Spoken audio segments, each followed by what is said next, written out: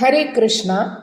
ഇന്നത്തെ വീഡിയോയിൽ ധനുരാശിക്കാർക്ക് 2025 ജൂലൈ മാസം ഗ്രഹങ്ങളുടെ സ്ഥിതി എങ്ങനെയിരിക്കും, ആരോഗ്യം, സാമ്പത്തികം, ജോലി, കുടുംബം എന്നിവയിലുണ്ടാകുന്ന മാറ്റങ്ങൾ എന്തൊക്കെ, എല്ലാവരും വീഡിയോ എൻഡ് വരെ കാണുക.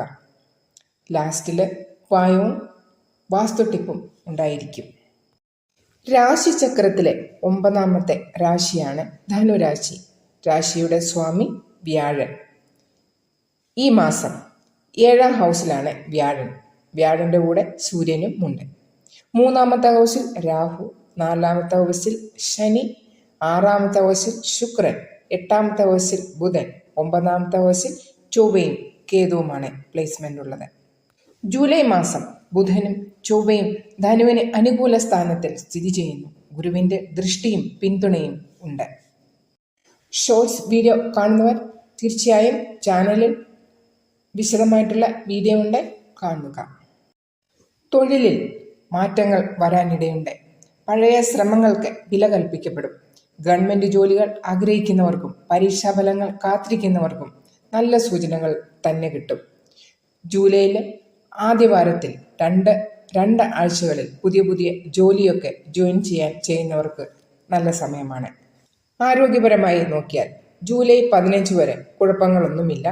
ശേഷം കുറച്ചൊരു ജാഗ്രത അത്യാവശ്യമാണ്. ജോലി സംബന്ധമായിട്ട് ട്രാവലിംഗ് ഒക്കെ ചെയ്യുന്നവർ പുറത്തുനിന്നും ആഹാരം കഴിക്കുമ്പോൾ വളരെയേറെ ശ്രദ്ധിക്കുക. വയറുവേദനയോ തലവേദനയോ ജലദോഷം അങ്ങനെയുള്ള കാര്യങ്ങൾ, ചെറിയ കാര്യങ്ങളൊക്കെ വരാനുള്ള സാധ്യതയുണ്ട്. അതുപോലെ തന്നെ അലർജി വരാനുള്ള സാധ്യതയും കാണുന്നുണ്ട്. നിങ്ങളുടെ ഭാഗ്യം, ലക്ക് എങ്ങനെയിരിക്കുമെന്ന് നോക്കാം. ജൂലൈ 16 വരെ നല്ല സമയം തന്നെയാണ്. അപ്പോൾ ട്രേഡിങ്ങോ ഇൻവെസ്റ്റ്മെൻറ്റ് ഒക്കെ ചെയ്യാൻ ആഗ്രഹിക്കുന്നവർ ജൂലൈ 15 വരെ എല്ലാം ചെയ്ത് തീർക്കുക. 16 ശേഷം അത്രയ്ക്കും സപ്പോർട്ടീവായിട്ടുള്ള ഒരു സമയമല്ല കാണുന്നത്. എന്താണെന്നാൽ സൂര്യൻ 8ാമത്തെ ഹൗസിൽ വരുന്നു. ജലതത്വ രാശിയിൽ വരുന്നത് കൊണ്ട് അത്രയ്ക്കും ഒരു സപ്പോർട്ട് അല്ലായിരിക്കും. അത് ശ്രദ്ധിക്കുക. വിദ്യാഭ്യാസപരമായി വിദ്യാർത്ഥികൾക്ക് ഈ സമയം വളരെ നല്ല ഒരു സമയം തന്നെയാണ്. വിദ്യാർത്ഥികൾക്ക് സർവശ്രേഷ്ഠ സമയം എന്ന് തന്നെ പറയാം. ചൊവ്വയുടെ സ്ഥാനം വളരെ അനുയോജ്യമായിട്ടുള്ളതാണ്. ഉന്നത വിദ്യാഭ്യാസത്തിനും അഡ്മിഷനൊക്കെ എടുക്കാൻ ആഗ്രഹിക്കുന്നവർക്കും പിന്നെ എൻട്രൻസ് എക്സാമോ അങ്ങനെയുള്ള കാര്യങ്ങളൊക്കെ ചെയ്യുന്നതിന് വളരെ നല്ല സപ്പോർട്ടീവായിട്ടുള്ള സമയമാണ്. പുതിയ എന്തെങ്കിലും കോഴ്സിന് ചേരുവാൻ ആഗ്രഹിക്കുന്നവർ തീർച്ചയായിട്ടും നിങ്ങൾ ചെയ്യുക.